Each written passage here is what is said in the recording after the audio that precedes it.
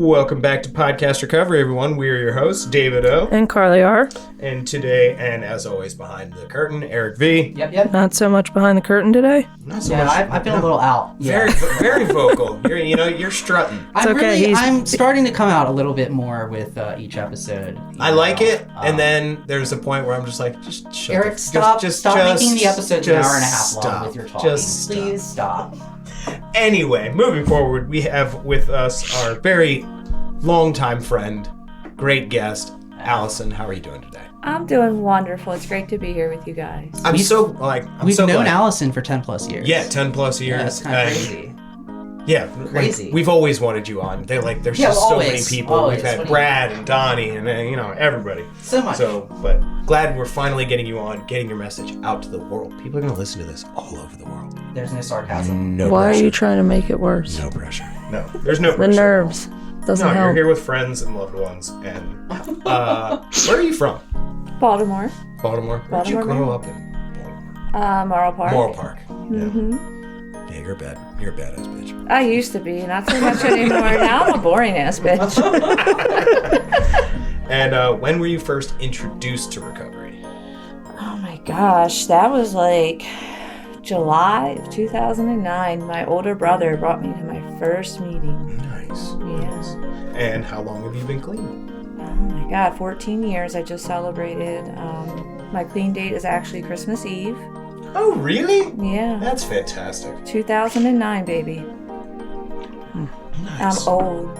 I know, we're getting old. It's crazy. We have babies now. I know. And with all that out of the way, I'm going to turn it over to you to share your story with us, so take it away. All right, great. Well, thank you guys for having me here. The primary purpose, I guess, for me wanting to do this is that I hope I can help somebody. Mm-hmm. For me, I was thinking about what to say, and usually I don't think too hard. I kind of just let my higher power take over. And the main thing that the main message that kept coming to me this morning was, the lie is dead. Mm-hmm. Once an addict, always an addict, and that is a fucking lie. Yep. And there's proof. There's proof all around me. I'm part of a 12-step fellowship. I'm part of Narcotics Anonymous, and I get to see every day where the lie is dead and the miracle, that people can find a new way to live and lose the desire to use. And it's such a blessing, not only to see it transpire in my life, but to watch people come in behind me and even, the predecessors that came in before me, watching them learn how to live life. That's been the coolest part in the last couple years for me, in 10 and 11, and seeing basically the new generation, the ones, the twos, the threes, and seeing the light bulb come on for them. It's really cool to watch it happen for other people. Yes. Huh. No, I was just curious when that was going to happen, we talked about it for a while, and now it's happening, it's kind of crazy. What? There was a gap. The new generation? And I remember when we were that generation, yeah. 10-year people were talking about the same thing, which is kind of weird. Yeah. Because we were all sort of similarly around the same time. Yeah. Yeah. Us, Kim, Brad, Donnie, Nick, that whole crew. Yeah, our whole generation. Allie. And then there's been a big gap. Yeah. There hasn't been that new crowd, which is that a good thing or I think it makes I'm sense, in there. though. No, absolutely. No. Yeah, Carly is there. Carly's there. But how many people are around your time? Not many. But you kind of slumped in with these guys. Yeah, You're coming up on 6. It's hard with the groups, right? We're because it is a little clicky. It can. And it's hard to kind of get in. Carly got in. Mm-hmm. Not many people get in to the group of older, It sounds really exclusive. Anyway, it is exclusive though. Sometimes it's hard coming into recovery, and it is. No one says hi to you the first couple meetings. I know. It's not very welcoming, is it? Jesus. Wait. Just saying. That was a dark cloud. Anyway. I'm going to bring positivity to what Eric said. Thank you, Allison. Back to you. Allison says hi to people. I'm optimistic all the way, baby. Yes. If you don't come in and if you don't make yourself known that you're new, you need help, then you're not going to get it, right? Mm-hmm. And it is scary. I remember going to my first meeting with my brother and people were trying to hug me and I didn't know if I was like supposed to raise my hand and I had to say I was an addict. I didn't know if I was an addict at that meeting. Yeah. I just knew I wanted to stop hurting. I wanted to stop hurting my family. I also think at that time, I just really wanted people to get on my back. Yeah. I just wanted to shut them up, right? Yeah. And none of us got into it to be like, oh, we're going to have this whole life. I didn't want to go to jail anymore. Right. Why you wanted to stop doing, I don't know. I just wanted to keep my job. Yeah. Get people off my back for a little bit. And Yeah, then exactly. Yeah. Eric, what about you? You just wanted to, I don't know, make Why I got clean or which get one? your parents to shut up? No, I ran out of drugs and money. That's valid. That's valid. Yeah. I had a benzo and, Yeah. I was going to die if I didn't get more benzos. So it's like I had to go to rehab. We don't come in with lofty goals. It's just I wanted more benzos. yeah, it's on a wing and a prayer. Yeah. And I mean, really, at that time, I just want everybody to leave me alone. I'm going to shut them up for a little bit. I didn't really think that I was an addict. First of all, I have one, like most people, like I was in denial. Like I didn't think I had a problem. I shared this at a meeting a couple weeks ago that like I was hanging out with this dude and we were using and he was like, Allison, like you have a problem. You need to go to like a meeting. And I'm thinking like, you're a junkie, dude. Not realizing that I was a junkie too, right? Like because I couldn't see myself. I could see him and I'm like, wow, he's really bad. I'm not as bad as him. We all had that person. Yeah, and comparing out, right? Like, nah, I'm not like that. Like I still do, I still work and I'm help my grandmother, take care of my grandmother. So like I'm a good person. I helped my grandmother too. Did you? And then she'd always give me money. Did you steal from her? No, she gave me stole from she mine. gave me the 20. No, my grandmother would give me $20 to $100 every time I came. Yeah. Brad was that person for me. Brad was always way worse than I am. When I was, and I was like, I'm fine. Brad's fucked up, and then he got clean. And I was like, fuck, now I'm the worst one. I was like, damn it. But it's funny how we do that, right? And then, then we can come in here and then like compare it in and be like, okay, I am an addict. Like you come to this realization of like, I suffer with this disease of addiction. I can't control it. Like I tried so many different things, right? My mother tried to I went to like a mental facility before. I like pulled out all my eyelashes when I was like... Oh, God. Your eyelashes? Yeah, like I was like smoking crack or doing something crazy and was like tweaking out and I was like... Not your eyebrow, but no, your my eyelashes. Yeah, just the one eye. That hurts. Well, just one eye. Just one eye. And my mother took me to a mental facility. Fair. Fair. Yep. I tried... Logical progression. Yeah, therapist. I tried Allison's maintenance program. I tried my own Suboxone program. I just tried to manipulate. Like I remember one time I'd come off with like a crack binge and like I was like, oh, okay, I'll just drink like a box of what was that, Fragile wine? Yeah. Yeah, and I'm like, that's what I'm gonna drink, a box of wine a day because that's normal. Because normal people do that, right? Yeah, I am. And like that's how I thought I was gonna stop doing this other drug. And so like there's a lot of like substitution in my story. Like I am truly an addict because like I would just do whatever was in front of me to change how I felt about myself, right? When I was growing up, I never really loved myself. I never really had self-confidence. Even for the first few years in recovery, it took a lot for me to read. We have readings in the beginning of meetings. Like, people had to, like, literally push it in my hand and be like, you're doing this. And I'm grateful for those people because I don't know if I'd be here today. When I came into recovery, I had to do everything that was completely out of my comfort zone. And I'm grateful for that. I'm grateful for those people that loved me until I could love myself. Because through those people and through working the steps and like figuring out who I am and who I want to be, like I can say I love myself today. Do I feel that way every day 100% of the time? No. But do I love myself more than not? Hell yeah. Do I still struggle with like insecurities and things like that? Yeah, I'm a woman and those things come up, but like I don't let it control my life or rule me. Like I've learned tools and things today to get out of those types of mindsets, to not allow that to creep me back into what we call in the rooms like stinking thinking, right? And for me, that's been one of the greatest blessings, aside from like not having the desire to use anymore, which takes time. For me, it took time. Like I went away to a treatment facility during the holidays. Hard, right? Who wants to leave their family during Christmas? Okay, nobody. Did it suck to be in a rehab facility during Christmas? Yeah. But did we make the best of it? How old were you when you got clean? I know this is dating you. I'm sorry. No, that's okay. I want to say I was 23 when I was in treatment. And I turned 24 that April. Coming up will be 37. You were 24? Are 25? you our age, Allison? I'm 30. I'll be 37 in a couple months. So you're 87? Yeah. So you're David's 87. age. I was 26. 25. You're 26. I think, I was yeah. 27. Yeah, I was 26, It's right around that. and then I turned 27 Yeah. the month after that. Or wait, no, I was 24. What am I talking about? I was 24. Yeah. Yeah. Yeah. I was 24. David, you were I was a 25. baby. 25. Yeah, I was a baby. And we grew up in here. Yeah. Literally. Yeah. And figuratively, like emotionally too. So, to Morrill Park. How did it all start? Oh my God. Really? You want me to go back Oh, yeah. that Yep. far? Oh, yep. To the beginning. Oh my God. How was the family, everything? The family? Yeah. My The upbringing and family. everything. I mean, I think that I was brought up really well. We were talking before the podcast started. Like I grew up in Catholic schools.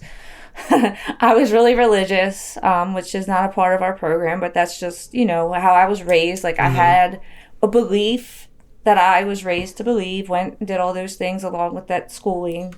But like where I lived, like those people didn't do those kinds of things. And like I hung out with those people. I like to be outside. I remember like riding my bike a lot when I was a kid and like connecting with like the neighborhood kids and kind of got like mixed up with them. And I remember my friend's dad, like, I guess he smoked weed. He might have sold weed, but I remember him having weed, and we were like in the woods. Like I used to be a tomboy, believe it or not. I know that might be hard to believe now because I'm very. You're a girly girl. I think I am, Yeah, right? you're a girly girl I wasn't. in my mind. I wasn't though. Like I used to wear big baggy. Do you remember when big baggy T-shirts were a Yes, thing? we grew Like up in Junko. the 90s. Do you remember like the Junko? Jinko. Jinko, yeah. I saw like some corduroy version of that the other day, and I was like, I want to buy these. So Do bad. it. They're coming. They're back in I style. saw that. I Yeah. saw those pants are back. And obviously, this is an audio medium, so nobody can see you. She's lovely, like, so I mean, those boots are like Towson, like,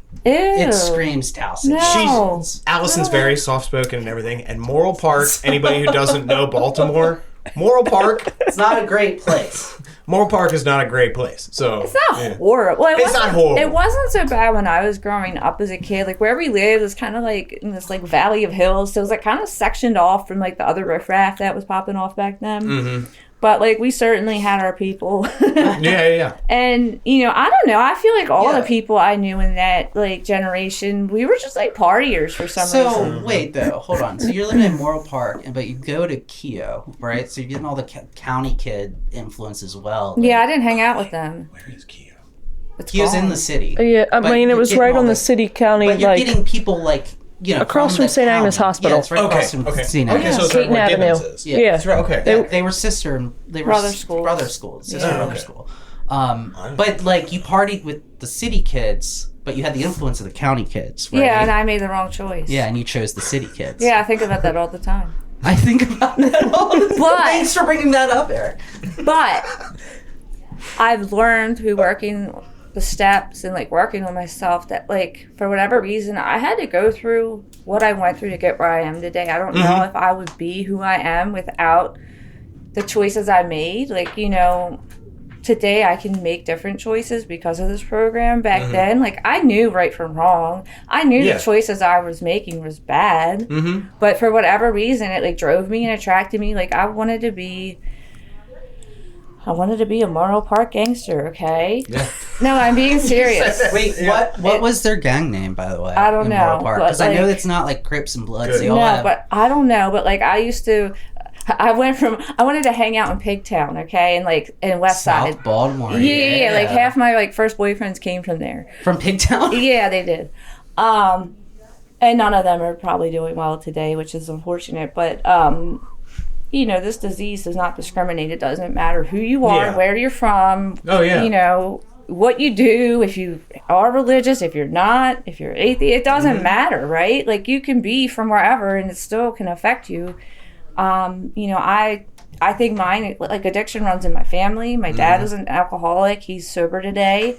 My brother's an addict. He I think is clean. My cousin is in a recovery house right now. So, like, this is a family disease in my mind, or at least it is in my family. But, I used to hang out in the woods and smoke weed with my guy friends. And, like, we had, like, a fort that we built out of wood and nails. Yeah. And I remember setting those woods on fire, too. So, like, I had these destructive, malicious behaviors. And I really didn't know what to do with them. I also struggle with, like, depression and anxiety. And as a kid, like, I don't think I knew how to communicate, like, what was going on inside of me. Like, my parents tried to help me. They're very loving parents. They also enabled me at times. But they showed me, besides, like, my higher power, like, what unconditional love is. So I can't say, like, I came from a bad background. I probably blew things out of proportion as a child that made me feel like I had a bad upbringing. Yeah. But when I look at it in hindsight, like, my parents did the best they could do for me. And, was it perfect all the time? Was it, like, Leave It to Beaver? No. Like, my family's a family. Like, we have our issues. But they've taught me what commitment and, like, sticking and staying. I say that because my parents bicker sometimes, but, like, now that I'm married, I can see why they bickered. And now that I have kids, like, I can see why my mom lost her temper with me sometimes, because I do the same with my daughters, because it's hard. And so, like, I've learned how to forgive them for things that I thought I was a victim of, and, like, move on from that. And, really, I just wanted to use as a teenager to fit in, to be cool. Like, I was kind of nerdy growing up. I got made fun of a lot. I was fat. I was nerdy. I had this bike, okay? This was the cutest bike, guys. This one really hurts my feelings. It was a banana seat bike. It was a pink bike. Yes. It had flowers on there. It had a banana seat? It had a banana seat. And these people in my neighborhood would pickle me hard, okay? Yeah. It had a banana seat. It was such a cute bike, though. But they were mean to me for, like, no reason. Like, this boy would call me pork chop because I was fat. And, like, all of these things, right? But, like, I let it get to me. And Were you fat, though? I mean, I was chubby, yeah. Yeah, she was chubby. That doesn't matter. I was still cute, I was just asking. Like, I wanted a reference point. Was she actually fat? I mean, yeah. Does that make it okay for him to call her pork chop? No, it doesn't make it okay, but I'm just saying there might have been a reason as to why. Yeah, I don't he's know. a fucking dick. That's the fucking reason. Yeah, he kind of was a dick, because then he shot me with a paintball gun before. Well, then fuck that dude. Yeah, fuck That's that guy. not nice. That's what bothers you, not the pork chop. The paintball, I mean, kids will be kids, right? But the paintball gun is just like... Yeah, did you wear glasses? It doesn't fucking matter. But did you wear 4 eyes? Do you have 4 eyes? No. So, like, all of that kind of affected, like, my self-esteem, right? Recovery has given me the ability to have compassion and empathy for that person, because hurt people. And maybe things were going on inside his home, or maybe he was getting made fun of by his parents. Something was going on there, because I don't think children are just mean to be mean. I think children are mean little fuckers. No, it's learned. It's a learned behavior, It is I a think. learned behavior. Absolutely. Because, I don't know. Middle school is like a rough, terrible place. Well, it is. I mean, there's people are going to be mean to fit Kids in. are just mean. But then how do you Carly? explain the nice kids? Wait, Carly's around children all the time. Are kids just mean? Some of them. Yeah. Yeah, but there's no intrinsically there is good learned or bad. behavior. Like, there yes, is learned of course, behavior. Absolutely. And move on. That's fine. So you're getting tormented for banana seat. And all these things, right? And, like, I would let that affect me. And so that kind of drove me to, like, want to fit in. Like, why I wanted to fit in with these people, I still don't know. But, like, I just started with these behaviors. And then I got, just hooked up around a bunch of other people that, like, we partied, we drank, we used, we did all kinds of other things. And it just kind of progressed, right? Like, I ask it? Oh, what was your first drink? Oh, my God, I don't know. My first drink? Yeah. Some malt, probably, right? Honestly, my mom let us try alcohol when we were like 11 or 12. It might have been Asti Spumante. I think my uncle gave Asti was your first drink? I don't even know what that is. That's a champagne. It's a champagne. Yeah, my parents. That's my parents' favorite champagne, and like I think it was like the champagne of the 90s and early 2000s. It must have been. Like, because it was so popular. Like, every Christmas it'd be like, all right, we got Asti. I'm just like, what the fuck is this type of wine that I was drinking? Yep, it was like New Year's Eve, and like my mom let me have like a sip, right? Yeah. And then I remember my uncle had these like, I don't know what they were. I have woodpeckers on it or some kind of bird. He had these beers in the basement, and like I remember going down there and drinking his beer. Okay. But I also remember one time I was drinking like Google that, Eric. Boone's Farm. Woodpecker beer. I think the first time I got drunk. Oh, dude, no, she wasn't drinking woodpecker. She was drinking woodchucks. It's No, cider. that has... Yeah, that's it. Yeah. Woodchucks? Yeah, Okay. dude. Yeah, like, yeah. That's what you're drinking. I know exactly. Yeah. Like, you're in Baltimore, and it's Woodchucks are great. Yeah, it's Well, woodchucks. wait, it gets great. worse though, because then I remember we drank like Boone's Farm in like this like abandoned that's house's so great. yard, and I remember this is the first time I got drunk, and I remember I was so dizzy, I was like throwing up outside of my parents' house, Boone's Farm will do that. in between their cars, and I remember just stumbling up the stairs and going right into my room, just like, I don't feel good, Mom. No. Meanwhile, she didn't ask why. And maybe she knew. Maybe she was in denial. But, like, you know, that just progressed. Like, I remember being in high school and, like, starting to try other things. I remember being in Baltimore with, like, a drug dealer and sniffing, like, coke off, like, the middle console of his car. And, you know, then I... CD case. Yeah. CD case cases. for you? CD cases, oh yeah. Yeah, I had CD. Well, actually, I had a little tiny mirror in there too. Like, or no, not a mirror. The Well, you get 4x6, fancier. like a 4x6 photo thing. Like I just took like the glass from it and I kept that in the car. Yeah. It gets fancy, right? You, like, get Get fancy. with fancy. it. Look You at my 4x6 glass. I used to go to the picture frame. I'm fancy. My little sister's picture used to be in this. Yeah. And then, you know, like, as I was getting ready to graduate from, like, high school, like, that's when, like, opiates came into play for me. And, like, meanwhile, my brother was already struggling with opiate addiction. You would think that, like, me watching this in his life would, like, be like, oh, that's probably bad. I shouldn't do that, right? Mm-hmm. But in my mind, I thought, like, oh, that's just him. I'll be okay. Like, I'm not going to have a problem. I can control myself, right? The lie and the illusion of control. And that just spiraled. And, like, you know, I tried other things like ecstasy and, like, fun stuff. But, like, once I picked up opiates, I mean, that was endgame for me. And then once someone was like, Allison, did you know this is that fucker that said I had a problem? He's the one that said, oh, did you know you can buy dope? It's a lot less cheaper than buying oxys.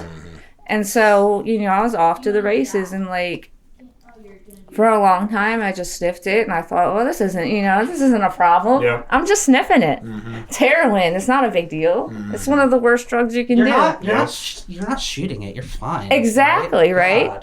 And does that story end there? No. No, it progresses, right? And so, like, pretty much probably, this was after I started, after I came into the rooms for a little bit, I actually I started hanging out with other people that were, like, young and new in recovery, and some of those people are still clean today. One of them is my husband.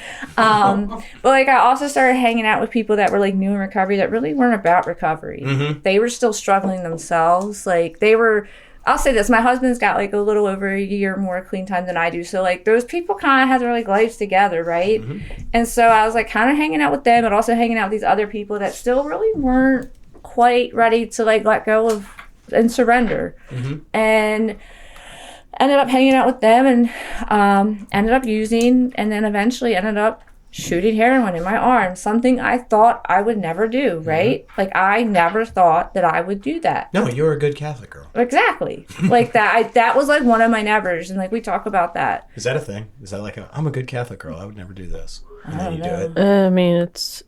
I think I thought I don't Catholic think it's really girls a are thing. bad girls, right? No. Aren't that? We is might that say kind of it's a thing. Like, I'm asking. I don't know. No. it's just an I'm excuse. neither a girl nor Catholic. Like, I would never do that. I'm a good Catholic girl. But that's a lie. But they are going Like, to do it, and they're going to feel sexy about super that state, guilty. so- They're going to The feel Catholic so guilt. guilty Yeah. about it, and it's going to freaking eat them alive. Yep. And then we don't And then have we're just that gonna worry, do it dude. again. We don't have Catholic Yep. guilt. We Yeah. don't have to worry about that shit. But they I'll tell you what, though, if a girl said that, I'm a good Catholic girl, I'd be like, oh, we're going to go out now. We're going to Oh, yeah. See, we went to the high school that wasn't the full of the good Catholic girls. They went to okay. Keo. Yeah, it's They like a didn't go mix. to DeSales. Like- DeSales is Yeah, like DeSales. the good Catholic girl. I Yeah, want I to do say know there was, girls like went to DeSales. Yeah. 10 girls in my grade that all had addiction problems, and like some of them have passed away. How many kids? Actually, I'm curious about this. How many people were pregnant at your school? Because, like, at Catonsville... Oh, there wasn't a lot. I think there might have been one girl when I was there. That was it? There were three, yeah, I think there was 1 or 2 in my graduating class. 3 in my grade. We had at least 3 that I can think of off the top of my head. Right. At least 3. 2 public schools, 2 Catholic girls. Yeah. It doesn't matter, though, right? Because, like... But I'm the only non-Baltimore County dude here. She's Baltimore City. No, the same thing. Same area. Similar area. Did you say the county and the city are the same? Compared to Howard County? Yeah. Well, Howard County is just, It's apples and oranges. Yeah. Well, Matt grew up in... How did Matt get his accent? Can I ask you that? No. We're going to save that. That's Matt's podcast. That's going to be a different question. Hey, he's lost that, and that's from Tupac, okay? Did he lose it? He's so... Does he lose it around other people that is not named Allison? Maybe. I don't know. He's fully, like, different than... I love Matt. We grow and change, right? I heard he went to a Wu-Tang concert with Tim. I was talking to Tim the other day. He did. He went to a Wu-Tang concert with Tim? He did. That's awesome. Isn't that so cool? We met Raekwon at a Wu-Tang. We've met Raekwon at a Wu-Tang concert. Oh, that's awesome. And we actually went and bought him a Dutchie. Awesome. And he had this whole bowl of weed on his tour bus, which... You went on the tour bus? Yeah. That's pretty cool. Yeah, it was cool. It'd be cool if we could smoke weed with him, but, we can't. No. That's fine, though. But you got him the Dutchie. We got him the Dutchie, because if we didn't, basically, it was a connection through Matt's friend Jonathan, and they pretty much were like, yeah, you have to, like, get him this in order to, like, go see him. So that's the only reason why we did it. A Dutch, that's it? Yeah. That's pretty cheap, actually. I don't know, but, I felt uncomfortable about it. Yeah. I don't know. Like, I'm real, like, from the addiction perspective? Or? Yeah, like, I don't touch any of that stuff. Like, I don't want to, I don't smoke cigarettes anymore. I don't touch those. I don't buy alcohol for people who, like, my family or like people at work. Like, I don't touch any of that stuff. If you don't pick it up, it won't get in you. And I believe that to this day. I don't care how long I have clean. There's no need to buy somebody. I'm not going in the liquor store. Like, I don't do any of those things. And it's worked for me for 14 years because I don't do it. Yeah. Okay, so rewind. Back to shooting dope. Good Catholic girl. Shooting dope. Well, by this point... I really wasn't connected to any type of higher power, right? And like, I kind of, I'm not a religious person now. I don't claim to be Catholic. I don't claim any religion. I just believe in a higher power. I call it God. When I got clean, it was like the rooms, it was the key tags, it was the literature, it was all these things. And like, I'm grateful for that because, like, being raised in a religion, you're kind of constricted into what your belief can be, if you let it, right? Because I probably could have done this and been religious too, but for me, I just love that we're like a spiritual program and that, like, I can develop whatever I want my higher power to be, and it changes over time. And nobody can tell me what it is or, how to pray to it or any of those things. And so for me, I really love that freedom that we get from being in a 12-step fellowship that talks about spirituality versus religion. And religion's cool. Like, if you're religious, that's cool too. Like, there's nothing, I have nothing against Catholic religion. It just doesn't work for me at this stage of my life. Who knows, in 10 years, maybe I'll find something else. I don't know. But I have the freedom to do that.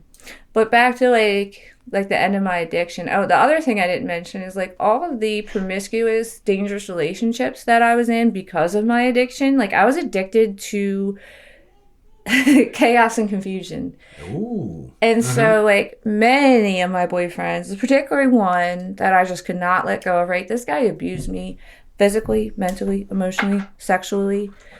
And for some reason, it just took, like, enough is enough. I think once he raped me, and he was my boyfriend, is when I think I finally was like, that's enough. And like, he would threaten me and like threaten my family, like, because he was so sick and dysfunctional himself. And I've learned to forgive him too in recovery because he was a product of his environment. His mother was a crackhead. His father had a rap sheet that is long as shit. And he was a product of like group homes and was like never really given any type of love and support. He just constantly had 2 strikes against him. Yeah, and like, I mean, does that make it right what he did to me? No. But can I find understanding and forgiveness that, like, he probably didn't know any better, and like, I know things that happened to him as a child, and like, as far as like abuse, like sexually and physically, all of those things. So like, I've been able to find forgiveness, right, through working like an 8th step and a 9th step, and like, and forgive myself for allowing myself to go through that. Because sometimes when we get clean, we can be like beat ourselves up over the shame and the guilt of the things we did in our addiction. And I've been able to let that go. That's not to say that like memories still don't come up for me that can be hard for me to swallow. And that's when I have to lean on other women who've been through what I've been through, who are like, I did that too, girl. Don't feel bad. You know, I've been through that. Or, you know, just to like get that noise out of my head. And so, you know, I'm grateful for that. And, you know, so I started back to where I was shooting dope with this guy I met in the room. So I was like shooting dope with this guy I met in the rooms.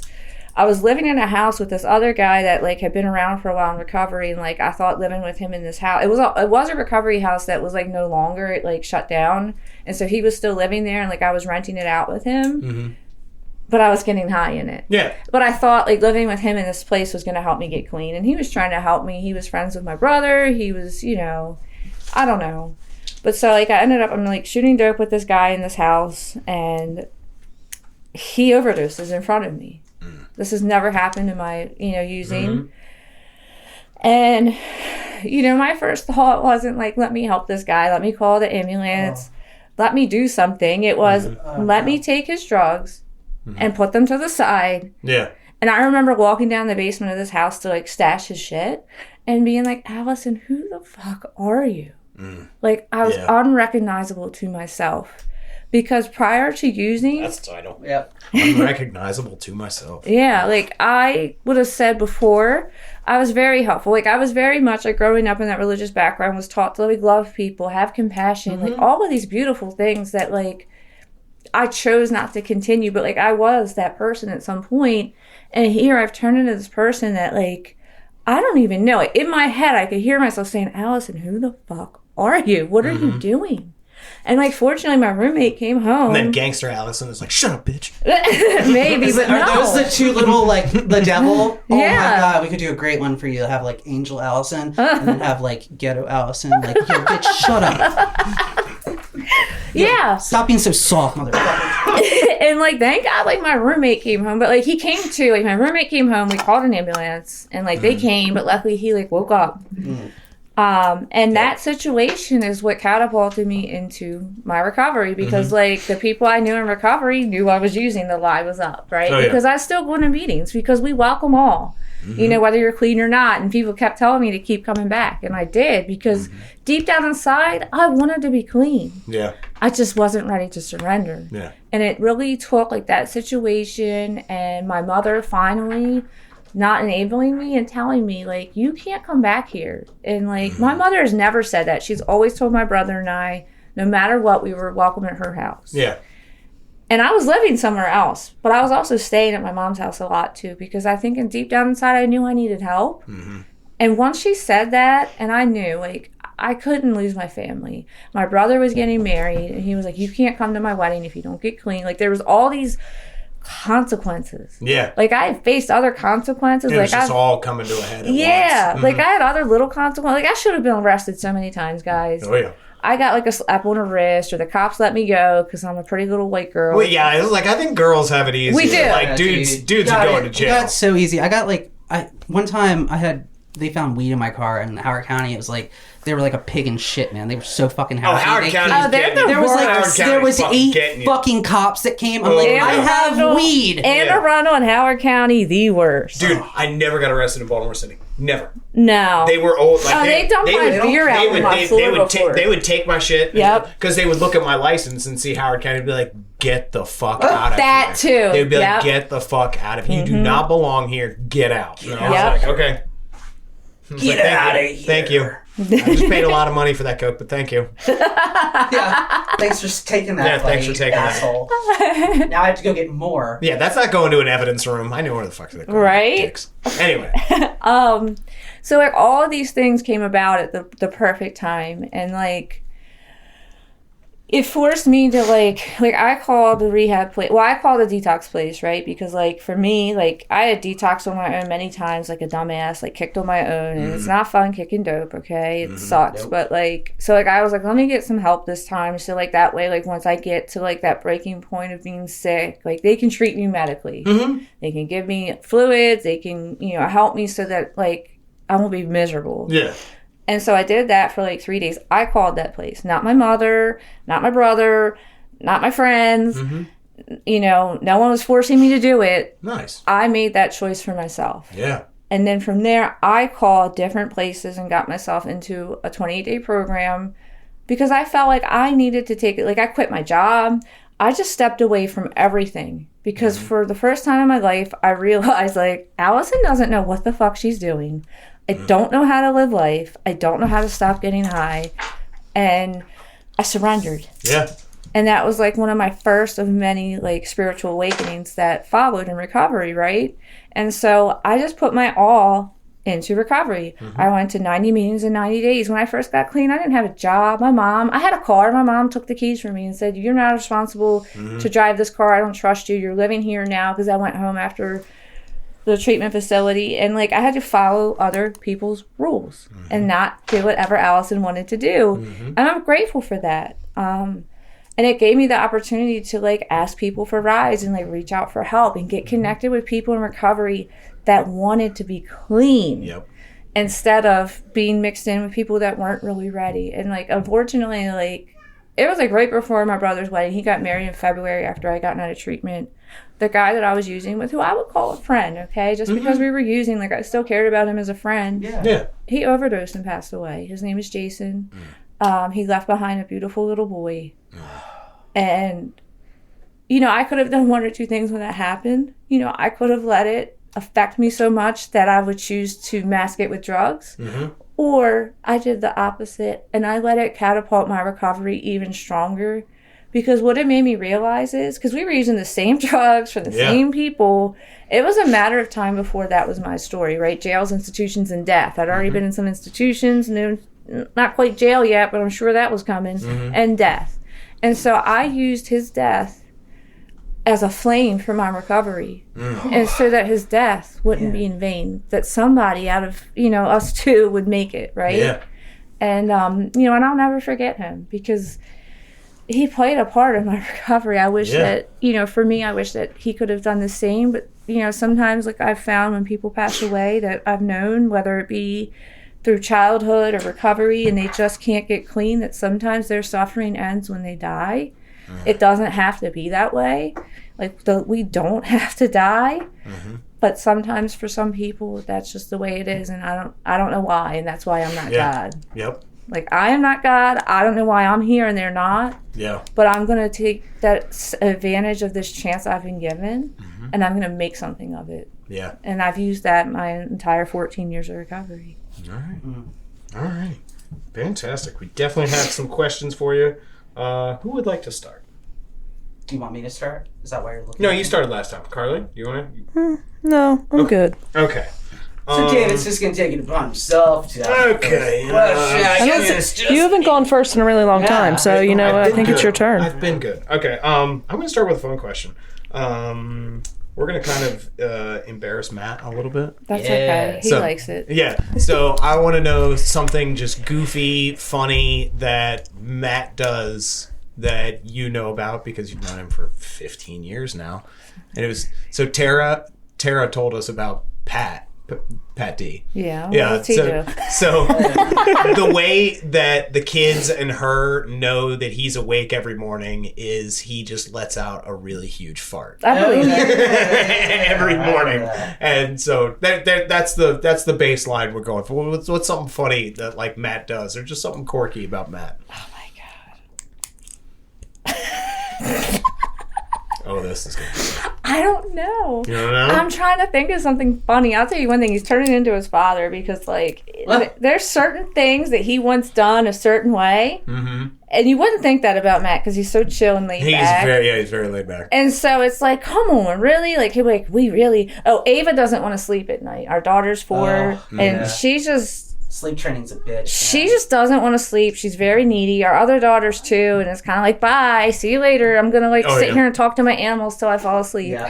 And so, like, last night, she's like, it's like 10 o'clock, and she says she's hungry and wants a cheese stick. And he's like, well, we really got to stop this. This is getting out of hand. So if you can picture him, and I hope he doesn't listen to this, but, like you wouldn't picture Matt to be like that. Like, no, but that's such a dad statement. He's That's so amazing. much more the disciplinarian than I am. And I thought I would be the strict one, and I'm loosey-goosey. And he's like, this is going to stop. She thinks she could just do whatever she wants. And She's walking all over us. Yeah. And it's like 10 o'clock and she's hungry. She hasn't ate since like 7. So I'm like, maybe she is hungry. Like, and then you know what? She ate the fucking cheese stick, and guess what? She went to sleep. Mm-hmm. There you go. But he thinks he knows it all. So I don't know if that's really funny. That's pretty funny. That's just good. Matt There's making probably a bunch of other things. Matt making the stereotypical you dad like statement. this every day because he works from home, and I only work from home on Fridays now. But like he'll like get in the shower, he like listens to his hip hop, and then he'll be like listening on his phone to his hip hop, and just like walk in the room and be like and like dancing around and like in your face, and like. I'm like, all right, like chill. Like I'm like trying to enjoy the quiet, and he's just like blasting his hip hop and like rapping in my face, and I'm like, okay, that's cool. That's cool. Calm down. Oh, that's perfect. All right. What you got, Eric or Carly? Who's going? Is it me? Yeah, that's you. You're kind of out today, right? I mean, I have questions. Go. I actually pulled it together. Okay, Carly. well then you go first, girl. and I'll go after. So I know for me, being raised Catholic, being shoved down my throat, not really having like what you can pick and choose from, really was a turnoff coming into recovery. Like I didn't know how, like believing in this higher power. It's like all I knew was this thing that was taught to us. So like I know you've had success in recovery, but was that like a concern for you coming in? Yeah, it was hard. I remember, like, just like anybody else who didn't have a religious background, I remember praying and it being really uncomfortable. Even though, like, I had prayed before in my life, it wasn't like it was something I was unfamiliar with, but it felt unfamiliar. And it took a long time to, like, build that connection. And even today, like, I just keep it simple. Help me stay clean today. Oh, take my will. I ask for that every day because the longer I stay clean, the more I need help with my will. Because, like, I think I know some things now and I really don't. And I need to ask for God to take that away from me. But yeah, it's hard. It's not easy to like develop that relationship. And like, I'm not gonna lie, I don't like that the literature says he when they're talking about God, like the Bible. Woo! I agree. I don't think God is a man. It doesn't have a gender. It's not a person. Yeah, it's not a doesn't have. So that irks my nerves a little bit. So I'll just ignore it. Like I have to like just ignore it because it does irk my nerves a little bit because I don't think God is a man or a woman. Yeah. I hate that so too. this woman at our meeting a couple weeks ago, while she was doing one of the readings, and you know how I think it's the 11th step, like God as we understand Him. She was like God as we understand God, and I noticed that she had edited it, and I was like, yes. I was like, good for you. I was like, it's the way it fucking should be read. And I was like, that is awesome. Well, it's like I don't know. I could go on and on about the I books, feel in the world we're in. That I think that's coming soon. I think that's coming soon. They have to update the literature. The world changes. They have. I agree. The gender of God. We're gonna go non-binary and go. With just be God. Them, they. Just say they. Yeah, that's fine. I don't care. That's fine. That's totally fine. Yeah. Because honestly, they're higher than all of us. And like, even if you read it, if you think about it grammatically, that actually works. And who's to say it's singular? Exactly. So yeah. Especially in the rooms. You know, I thought about that the other day, and I was like, they can be used singularly. Because God as we understand them. Wow. Yeah. Period. Boom. That is grammatically perfect. Oh, I'm going to do that next time I read a reading. Absolutely. Do it. Yes. And if let's all start doing that. I'm going to That's a good question, Carly. I'm going to do that. Yeah, it's a fantastic question. All right. What you got, Eric? All right. So you mentioned your friend Jason, who passed away, and you were an active, right? When that happens? Active addiction? When he passed? No, I had like maybe 2 months clean. Did you have anyone in active pass away? When I was using? When you were using. Any of your friends die from overdosing? No, but my friend Josh that I was friends with since I was like 11 years old that I've been friends with for a long, like we would hang up out at his house, we get high, smoke weed, but like do like normal teenager things, right? Like it wasn't all, I never really used hard drugs with him, How many people from your high school, like, or how many people from your, not your high school, but your group of friends passed away, I guess? Like, Just from this one guy. Just him? Just Josh. Not Jason. Jason I met in recovery. Josh passed away. I had like 6 months clean, and I remember him driving past my house, and I had 6 months clean. And I remember him telling me he just got arrested. He got caught with a pill of dope. And I didn't know he was that bad off. Yeah. And, you know, sometimes I regret not saying, like, hey, I've been going to these meetings and they've helped. I kind of put him at an arm's length distance because we say change people, places, and things. And at the end of the day, right, like if someone was telling me about NA when I was using, just like that guy tried to tell me, because he went to meetings, right? My friend that was a junkie, you know, he probably would have brushed it off and been like, whatever. Anyway, but like that is something that I think about, and you know, I don't forget about him. So I guess like thinking about, because we did the grief episode recently. Okay. And I think I'm more fucked up than I think usually I think I am. But I had people die in active addiction, right? And most people don't have people die in active addiction, apparently. So like one of my best friends OD'd in active addiction. So, but you had people die real early, right? Like in recovery. So how did that affect the way that you handled grief? Because we're going to have people die, right? Yeah. Like I filled out an entire page in my basic text of people who like I knew died from the disease. It's painful. And stopped when I filled out a page. So like how do you handle the grief that recovery brings with it? I lean on other people. I lean on my higher power. Like my grandmother passed away when I was just about to celebrate my first year. I had another grandmother pass away. Countless friends, right? People that I Countless friends. Countless friends. People that I still think about to And this think day. about Dennis. Do you remember Dennis? Yeah. Like, Dennis? yeah, He's you don't that even old know. guy.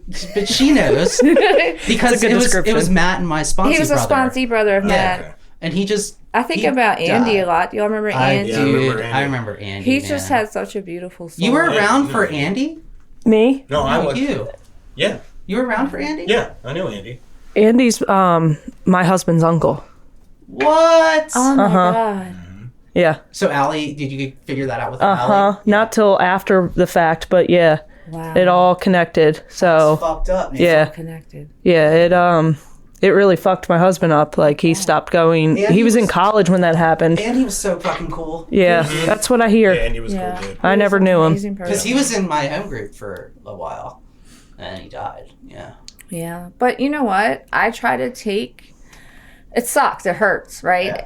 Death sucks. It's a Yeah. part of life. I try to, you know, kind of like with the guy Jason. I try to look at it like they're no longer suffering, whether it be because they're in addiction or like my grandmother who was like elderly and was like suffering every day from like the But pain of dying. there's something with that you can take There's a away. difference. It is It's like different. they had a There's a total nice difference. long life. Well, they got yes. to live like look at all the like with that I'm thinking of a celebration of life, right? Right. With old people, but when it's like, oh man, you're 20, It sucks. you know? Oh, no, it That really was sucks. literally the age of my cousin who just died this past year. I was the age of one of my friends. Like one of my Mm-hmm. best friends died when he was 20. And it's like you didn't even get to drink legally. Yeah. Like, you know, you died before like you know, life even really starts. Yeah. You know? But that's part of the disease, and I think we just have to remind ourselves how cunning, baffling, and insidious it is. And, like, it can happen to any one of us at any time. Like, no one's exempt from it. Yeah. And I think that it's a matter of just trying to talk with other people in recovery who have been through it, praying to your higher power about it, and knowing that, like, we don't control things, right? Yeah. Saying the Serenity Prayer, the power to change the things we can and the things we cannot. I cannot control what happens to other people on this planet. As much as I like to try sometimes. Oh yeah. You're gonna try. And This I shit's think gotta stop. that helps, right? But like, it's an unfortunate part of being in recovery, but like also we were blessed to like know these people for the time that we did, right? Like I can think back on Andy fondly Yeah. and the memories that I have of him. Like, What about Tim, Oh dude? God, Myko. Tim oh, Blake? Tim and I used to take him to, we were in the same home Or group. Tim B, sorry. Yeah, Tim B. Yeah, like that sucks sometimes. Like Yeah. when I think about that, like I used to give him rides to our home group. There was a lot Every of people Thursday night. from that generation. Like, because there was another Jason, I remember, who passed, who was friends with that guy, Pat, who was in the Saturday night meeting. I don't know. There was a lot of people who passed away during that Yeah. time. Anyway. Yeah, that was a down subject. That was a downer. Okay. Which one am I going to go with? All right. So you're kind of a shy person, but you're very like you're shy, but you're very personable. You're like you're amazing. Sorry. So stop. So how getting into recovery and being in recovery, you're meeting all these new people. How did you sort of like break that barrier and really like get into like relationships with people and form those relationships? That's a good question. And can we talk about specifically women too? Yes. Because that was part of my question. Oh, yes. Nice. So when I first came around, I got hooked up with these two women. One who they both don't go to meetings any longer, but that doesn't matter because they're still in a pivotal part of my recovery. One was the opposite of me, very outspoken, very much like sociable, very much like I'm going to talk to everybody, be everybody's friend. Mm-hmm. And I clung on to that woman for dear life because I'm also very much of like, I'm going to sit at home. Who was it? It was Faith. Oh, okay. And like, I was going to like, I'm the type of person like I can sit at home and do nothing and isolate because I like myself and I like, love that too. I like being alone. Yeah. But like she would like text me like, "What are you doing? We're going to a meeting tonight." And like I needed that kind of relationship in my early recovery, and then that gave me the courage to do it on my own. Also, when I came back from like, because I went to meetings before, like I had said, and I wasn't really ready to get clean, but like once I was truly ready and willing, I just put myself out there. And like, did I do it with every single woman that I saw in the meeting? No. I would look for someone that I heard share something that I could relate to or someone that I felt comfortable enough talking to. In fact, my sponsor today, Kathy, she intimidated the shit out of me when I first Kathy's came your around. sponsor now? Dude, Yes. Herb intimidated the shit out of me. I thought Herb was still using. Like, I looked at Herb and I was like, dude, this guy's sick as shit. I was like, this guy looks gross. You said that about me, too. You like, did look gross. My sponsor's a very much like well put together, strong woman. She's got like short hair. And didn't you have a different sponsor before? Liz was my sponsor before, Okay. and she's still my friend, and she's amazing. And there you go. But like Kathy always just scared the crap out of me, and so like it was hard. Like women can feel intimidating, but I found that like if you find people that really are about recovery and want to help, they're going to be kind to you. And those are the people I want in my life. And if I'm trying to reach out to someone and they're not responding in a way that I like, well, they're not for me. Yeah. And I'll just keep it moving and on to the next woman. Mm-hmm. But it is hard being a woman in recovery and I feel like we're more intimidated than men are. And then we go into a meeting and it's all mostly boys. It's all men. Or men, sorry. And we're such simple creatures. No, it's all boys. Let's say it's boys. Half the room's boys. There's a few men. Half are men, Yeah, half are men. We're such simple creatures. It's like, oh, you like football? Dude, yeah, we'll talk about that. And then You we heard just Mark work Andrews is out. coming back? Yeah. Yes. But it is scary, and I think that it's our job as the predecessors to make sure we welcome people, and so they do feel comfortable. Even if like there's this recovery house of women that comes to my home group, and they don't. I smile to them, I say hi, I ask them how they're doing, and some respond and ask me for my number, and some are kind of like standoffish, and I respect that too because maybe they're just not ready. So like I don't try to like over insert myself, but I try to make them feel welcome. Like, we're happy you guys are here tonight. Like, thanks for coming to our meeting. Like, really simple things that can make someone feel welcome and special, even if they're not really ready to receive it. Mm-hmm. I have a follow up to that. So you talked about something that like we talk about a whole bunch on here. A lot in recovery is getting the newcomer to where we're at. And I think it's starting to shift, and we really believe in a shift where we need to meet them where they're at. Yeah. And you sort of just talked about that. So like, how important is that to really like meet those people where they're at, and like just, like instead of expecting A, B, and C from them, sort of doing our legwork to go to them. How important is that? I think it's very important because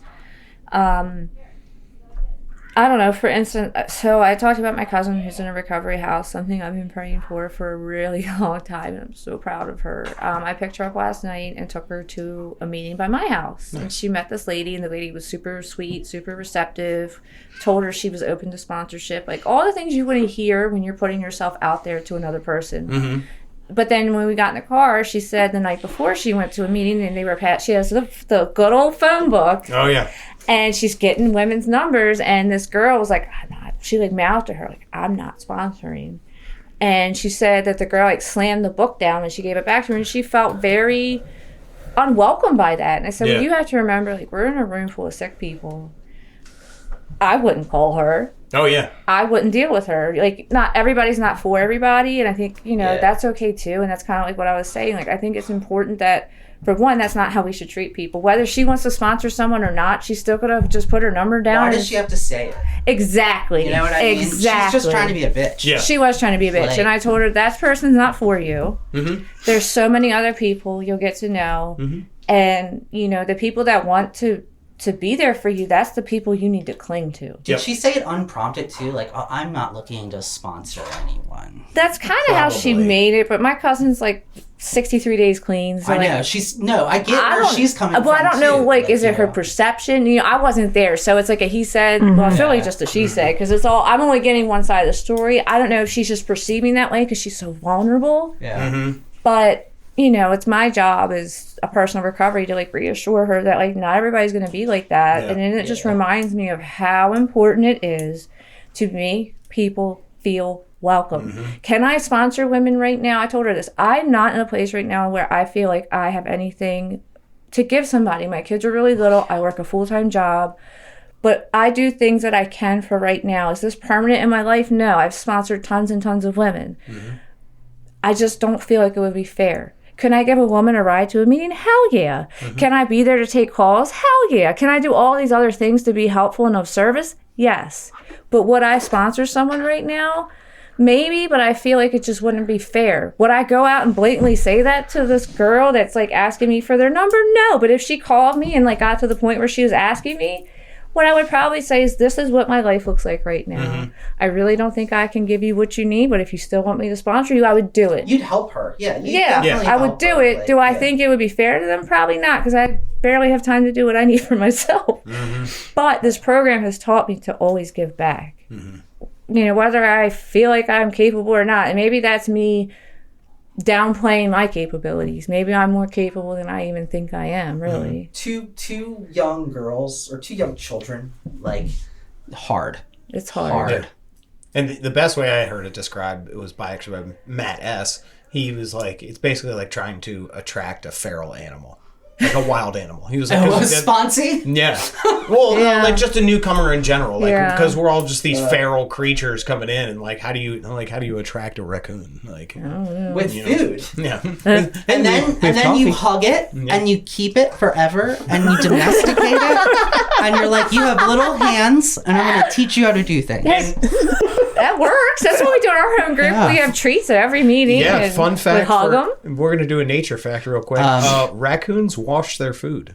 Oh, I didn't know that. I think we should make a real push to domesticate raccoons. They are a wild animal. I would totally So were dogs and cats. They're so freaking cute. They were wild animals and they got domesticated. Why can't little bears be domesticated, huh? I would love to domesticate a little bear. Bears. No. Miniature bears. What if we genetically modify them to be the size of cats? Oh my gosh, stop.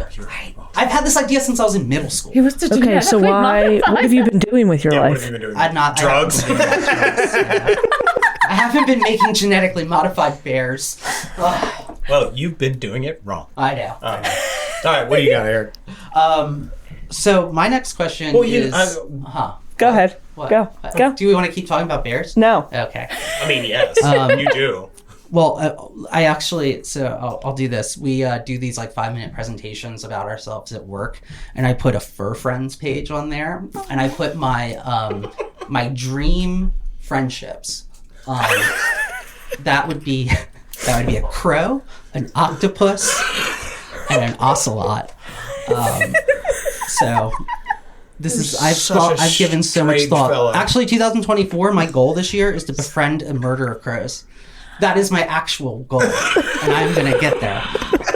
But nonetheless, you have 2 daughters, and I have a daughter, and I know you have Magnus, David, and we're all addicts. Psychopath. So one worry that we all probably have is like the drug issue, right, that might present itself later on. And like, I know right now, I mean, what, 2 and 4? So you don't have to worry about it too much, but have you given any thought to like what you would do if your child was an addict? Your question was the Yeah, tie-on with definitely the thought about it. Your question. Because addiction, I believe, is... Sorry, we're muttering. I do believe addiction can be hereditary in ways, just from like looking at my family. Do I have science to back that up? Yeah. No, I don't. Well, you said your dad's an alcoholic. Yes. And my brother's an addict, and my cousins are, there's so many people in my family, like, distant relatives. Like, I've had someone that's like OD'd that was like my mom's cousin, like things like that, alcoholism, all of that stuff. So, like, for me, like, what I'm trying to do is give my daughters the tools now. Yeah.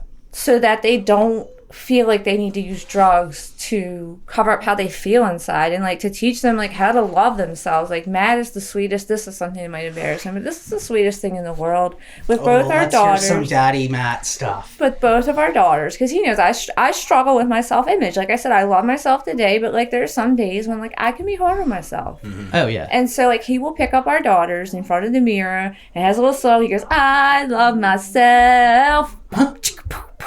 He does a little beatbox, and I'm not good. I love myself. And so he makes them sing this to themselves in the mirror, and it's the sweetest thing ever. Like, don't cry, because I'm gonna cry. Aww. David's gonna cry. I'm gonna cry. David's gonna cry. Don't cry, David. And so like, isn't that cute, David? Think about that. Those little girls are gonna sing that to their kids. Yes. Oh. And so like our other Ava's 4, and she was struggling with like her behavior, and like some of it was me. Okay. Did she sing you a song? She does sing. And like we had to get like parent-child therapy to help us get tools to like how to discipline our child and be on the same page. So like I think for us, it's knowing like when we need help. Yeah. And like how to help. And so like that's good you went to therapy. Like you guys knew like you needed like some guidelines and right. Really what it did was it put Matt and I on the same page, and it helped me to be more stern. Yeah. And so it's helped us. Except for, I guess, we're regressing. So I guess he's right. We do need to reel it back in. Yeah, but you can't be cooking those cheesesteaks at 10 o'clock at night. What the fuck, right? I said a cheese stick. Did I say steak? I meant you said cheese steak. Oh, I meant a cheese. And you said she ate the whole thing, which I was like, holy shit. I meant a cheese stick because, like, what she really wants to eat is like some kind of a treat. And so we're like, no, if you're hungry, you can have this cheese stick because cheese helps you relax and go to sleep too. Oh yes. So yeah. And it's protein, and it's calcium. I'm a vegan. I have no idea. Oh. Nerd. All right. Carly, what'd you got? Well, you took my question and I got skipped, so I'm a little bitter. I took your question? Yeah. How? The daughter question? Yeah. Oh, and David skipped me, so then I was mad at him, and then... yeah, David. We haven't asked this in a while. A donkey story. So the background to that is that Christina was on here, and she, I don't know what... Abducted a donkey. She abducted a donkey, so she left her dog tied up and took the donkey. Down to the gas station. What? Yes. And I don't... she was high as shit. I don't remember she what was on acid. Okay, that... Yeah. That makes a lot of sense. And so we want to know what your donkey story is. Yeah, just wild, outrageous story. We can give you David's if you need an example. Dude. Yeah, what's David's? No. No.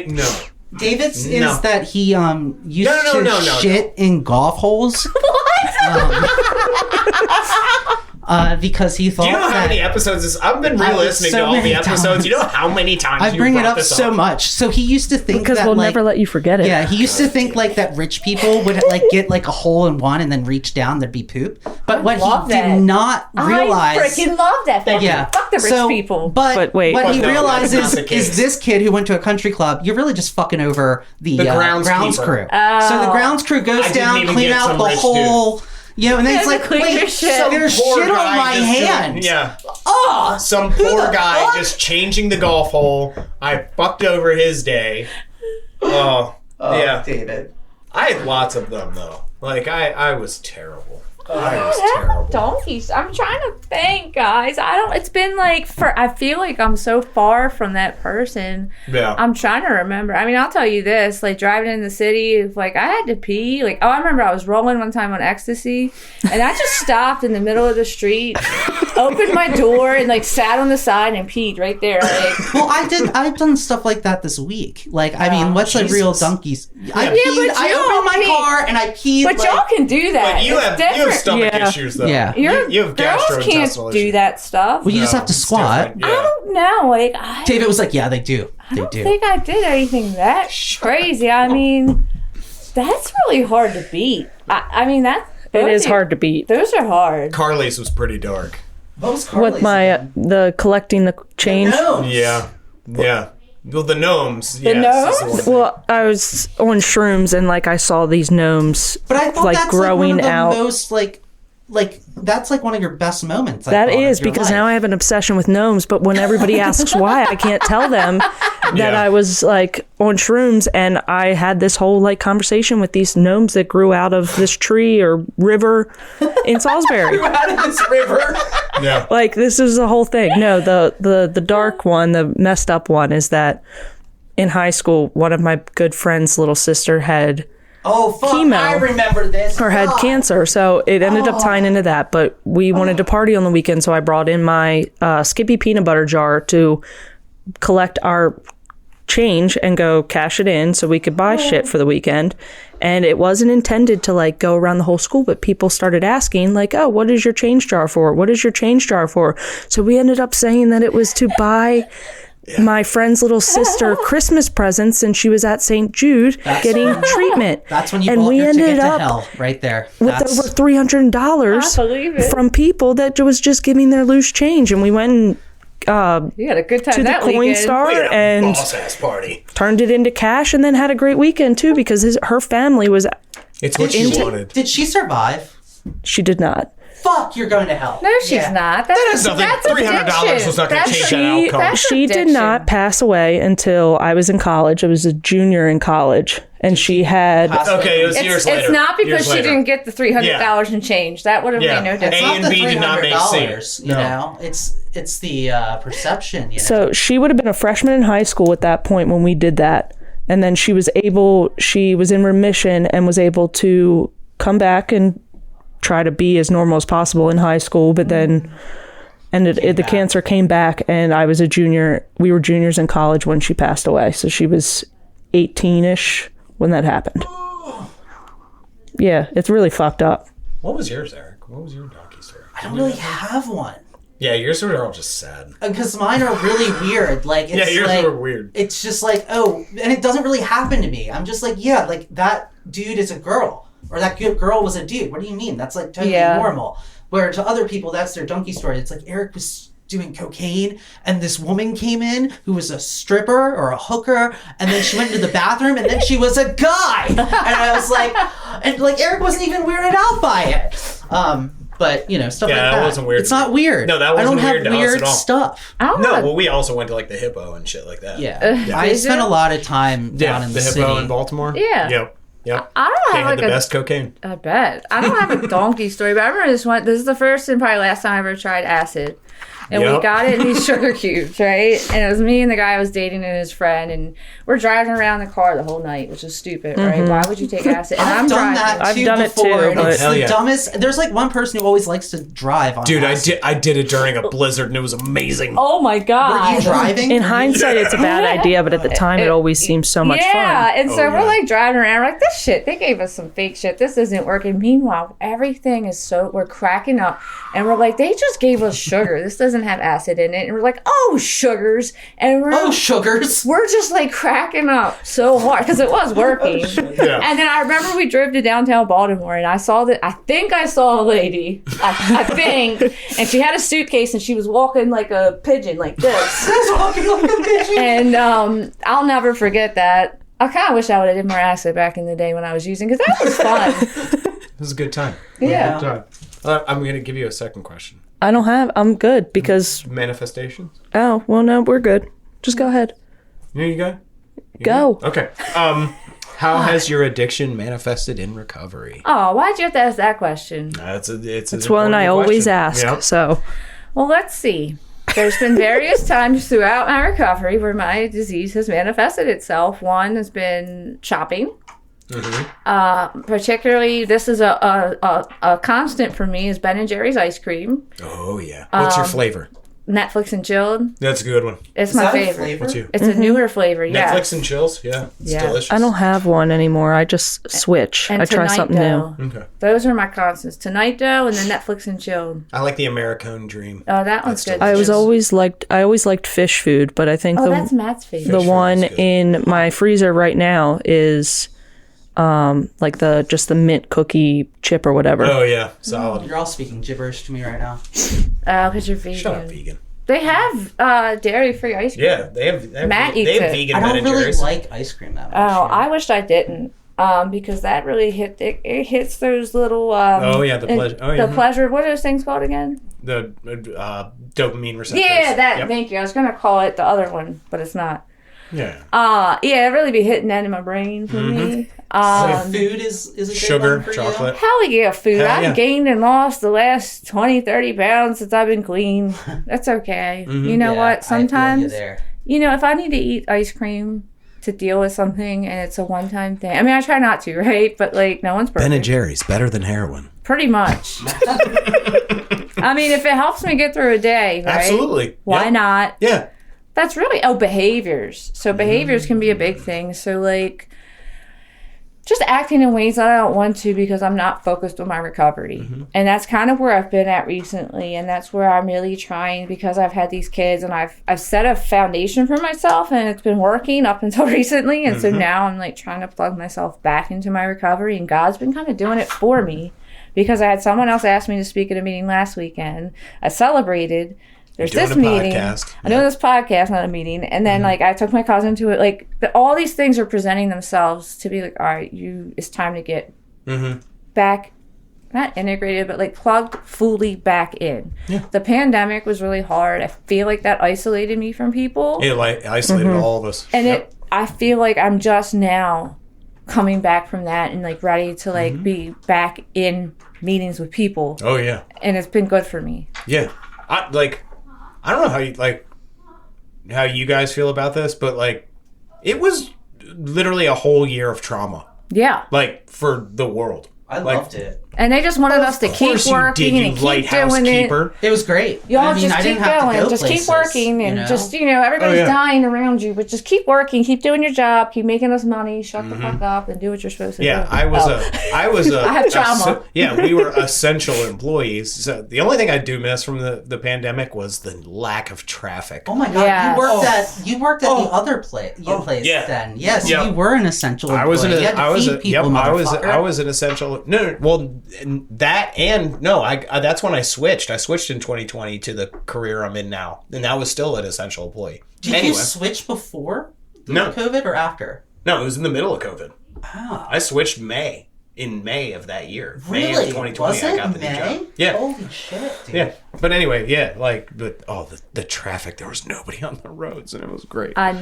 Now Oh my it's God. a shit You show. could just speed because cops weren't pulling anybody over. It was great. I know. But it was a traumatic year for all of us, and I think it's taken everybody of just a variety of times. Some people were jetting out of their houses, and other people were like Eric, or I kind of like this. I'm gonna I'm gonna keep these shutters closed. It's for bad a little for the while people longer. that like to isolate. It was really, really bad. Yeah, and then the whole Or clean on the great. screen happened. So they're like, "Oh, there's Zoom meetings now. Clean I on don't the have to go screen? anywhere. Is that what it's called? Clean on getting clean Oh, on I the screen. didn't know that. Yeah, getting clean on the screen. That wasn't good for me because I would be doing stuff like cleaning my house and doing other stuff, and I'm not really listening to them. I'm not really in the meeting. If you were on camera and socializing in the Zoom meetings, it worked. Yeah. But my dumb ass was doing other stuff, listening to meetings, like I would be if I was listening to a podcast. That's a little bit different. But then it created resentments because people would get muted and they'd be like, "Oh, well, fuck you. Why are you going to mute me?" And it's like, Oh, I didn't know all that. Yeah, well, I was in charge of the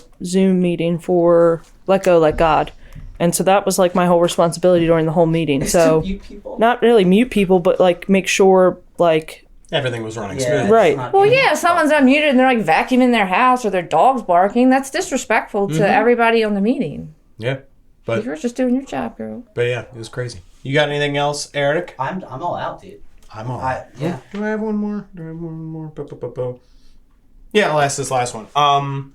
So maintaining long-term recovery. How is it? Like, what have you used? Like, I take it one day at a time. I know that's cliche, but it's the honest to God truth. In fact, this lady celebrated 34 years last night. How do you keep it fresh? It's tough. I haven't been, but now I'm trying to. I think for me, it's just a matter of trying to meet new people, going to meetings that I don't normally go to. I'm reworking my steps for the third time, and I'm also working the traditions out of the new Spiritual Principles book, which I hadn't done before. I had done some older like handouts and things. So just like continually working on myself, right? Because it's about, I'm responsible for my recovery, and I have to stay vigilant.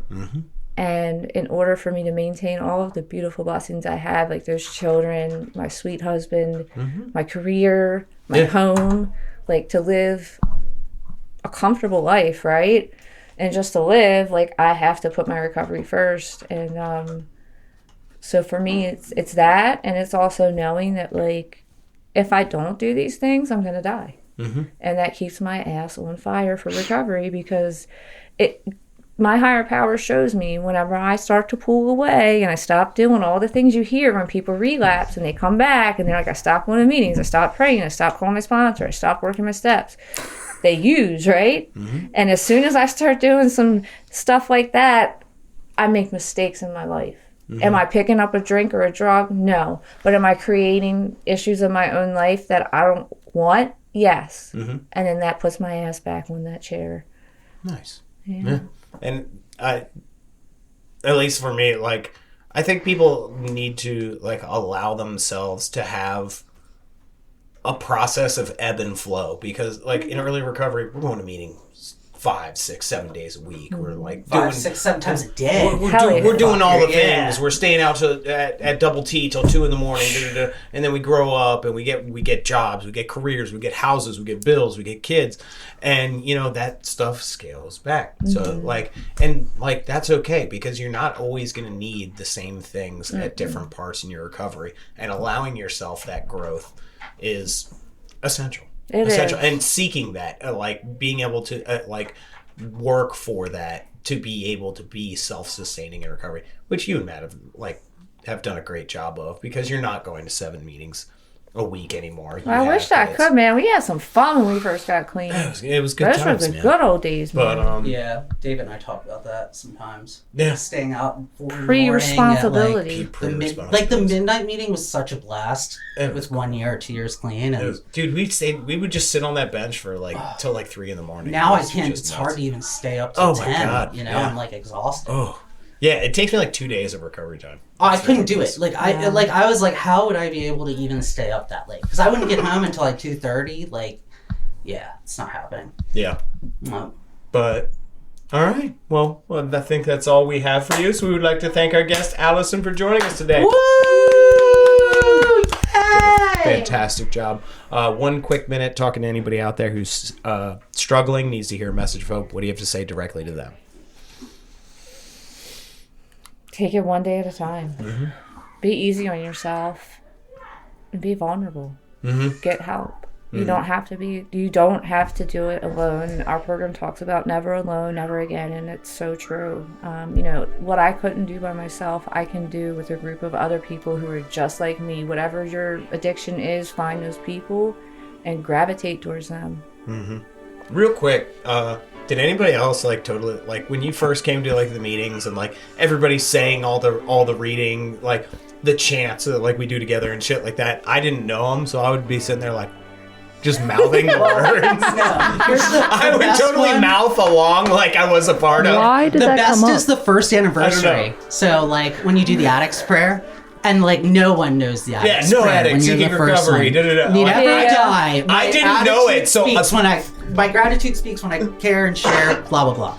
Or the third step prayer, dude, too. I would pantomime. I would move my mouth as if I was saying the words, and I totally wasn't. I was totally faking until I made it. Did you do There's that? but I did it. You know what, David? There's I did it for the serenity prayer because I didn't know that. I was like, blah, blah, blah, blah, blah. Blah, blah, blah, blah, blah. Yeah, so blah, blah, blah, blah. I just sat there looking stupid, so. Yeah, it is what it is. Like, everybody, so if you're coming into your meetings for the first time, you don't know those things. Like, it's okay. We've all been there. We don't know those things. We pick them up. And guess what? They are weird. Even with 10 years, it's still kind of weird. Every once in a while, I'm like, why are we all chanting? Why are we all chanting? This is weird, dude. This is fucking weird. But, you know, it is what it is. And sometimes it does feel weird, and sometimes it really feels great. And like, the message isn't always going to hit. I love the third step prayer, though. That's what we do at the end of our meeting. Yep. And I like the addicts prayer, too. The addicts prayer is great. Yeah. We should say the addicts prayer more, I think. Yeah. I don't know that. We'll get into that after the podcast. But anyway, thank you again. You did a fantastic job, and we'll get your lovely husband on here soon. One day. And here at Podcast Recovery, we are aiming to expand the scope of support for recovering addicts. Accessibility and convenience of helpful services is paramount to combating addiction. We work to bring the message of recovery to every addict wherever and whenever it is needed. We believe that a powerful voice of recovery should be obtainable, practical, and at the touch of a button. Every addict deserves to hear a message of hope, and Podcast Recovery is here to provide it. Everybody, thanks for joining us. Again, go to all our social media outlets, Facebook, Twitter, Instagram, YouTube, Reddit, Discord. Yep. Like, share, subscribe. Yeah. Discord. We have a Discord. I don't know. We have Discord. We might be doing live meetings soon. Oh. What? We can do that in Discord. Oh. That's news. That's news to me. I did not know that. But yeah, we are also self-supporting, so please join our Patreon and help us keep the microphones on. Eric's been busy. Eric's been busy, he has. But most importantly, everybody out there, if you could, stay safe and stay clean.